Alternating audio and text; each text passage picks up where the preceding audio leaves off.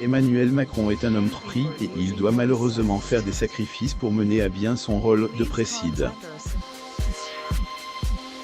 Certaines de ses habitudes ont ainsi pris fin depuis qu'il a franchi les portes de l'Élysée, car il ne peut plus se permettre de leur accorder autant de temps qu'il le faisait avant son institution. Le travail du préside de la République n'est pas des plus simples, loin de là. Il doit en effet travailler d'arrache-pied et n'a que trop peu de temps à s'accorder. Pas question pour lui de se reposer sur ses lauriers et les rares jours de vacances qu'il s'accorde comme ceux du mois de novembre dernier, sont rares. Il faut dire que les crises s'enchaînent et que la dernière en date, celle des Gilets jaunes, lui donne du fil à retordre.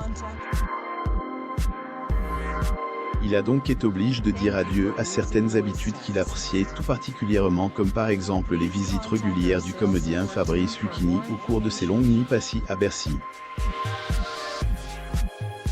L'acteur était revenu sur cette situation au cours d'un entretien à Corde à l'Aube.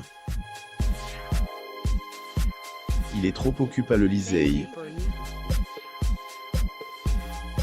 Le temps est loué où j'allais, le soir, à Bercy, lire au ministre de l'économie du Molière, du Nietzsche et du Valéry jusqu'à 2 h du matin. Pourtant il garde de très bons souvenirs de cette époque et avait particulièrement été impressionné par le jeune Emmanuel Macron. Je ne peux pas nier qu'il m'avait beaucoup séduit.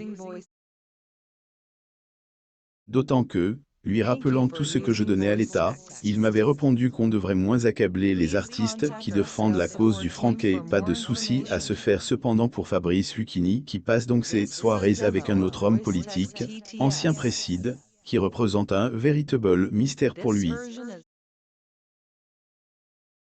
Aujourd'hui, je vois davantage François Hollande. Toujours pas à savoir si, sous son apparence lisse, il est un authentique nihiliste. Pour moi, Hollande est une délicieuse énigme, un adepte du karaoke Johnny Hallyday. Elle source. Getty Images de nouvelles révélations concernant le préside qui semble avoir de nombreux loisirs inattendus. En effet par exemple chanter en karaoke et en particulier des chansons de Johnny Hallyday.